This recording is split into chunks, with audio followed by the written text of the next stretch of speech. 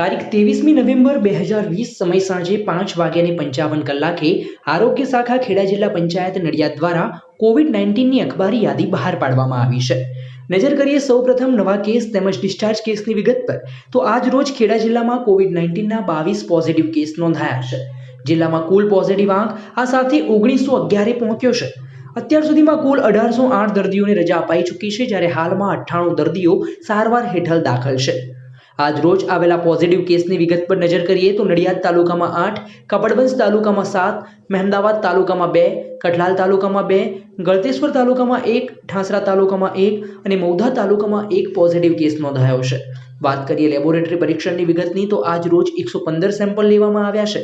જિલ્લામાં અત્યાર સુધીમાં કુલ 28,481 સેમ્પલ લેવાઈ ચૂક્યા છે, જેમાંથી 26,627નું રિઝલ્ટ નેગેટિવ આવ્યું છે, જ્યારે અત્યાર સુધીમાં 1911નું રિઝલ્ટ પોઝિટિવ આવ્યું છે, જ્યારે હજી 374નું રિઝલ્ટ પેન્ડિંગ છે। વાત કરીએ હોસ્પિટલ ખાતે સારવાર લઈ રહેલા દર્દીઓની વિગતની તો એનડી દેસાઈ હોસ્પિટલ નડિયાદ ખાતે હાલમાં 24, સિવિલ હોસ્પિટલ નડિયાદ ખાતે 15, શ્લોક હોસ્પિટલ નડિયાદ ખાતે 2, નર્સિંગ કોલેજ નડિયાદ ખાતે 2, ડીસીએચસી ઠાસરા ખાતે 2, હોમ આઇસોલેશનમાં 51 અને અન્ય હોસ્પિટલમાં 2 મળી કુલ 98 દર્દીઓ સારવાર હેઠળ દાખલ છે, જે પૈકી 3 દર્દીઓ બાયપેપર અને 15 દર્દીઓ ઓક્સિજન ઉપર સારવાર મેળવી રહ્યા છે, જ્યારે 80 દર્દીઓની સ્થિતિ હાલ સ્ટેબલ છે।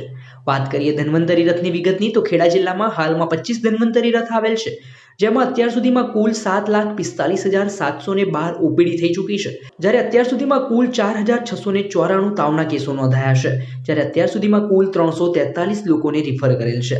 વાત કરીએ કન્ટેનમેન્ટ ઝોનમાં કરેલ સર્વેની વિગતની તો ખેડા જિલ્લામાં હાલમાં 156 કન્ટેનમેન્ટ ઝોન આવેલ છે, જેમાં આજ રોજ કુલ 156 ટીમોએ કામગીરી કરી।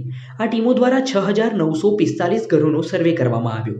આ સર્વેમાં 28,284 વસ્તીનો સર્વે કરાયો છે।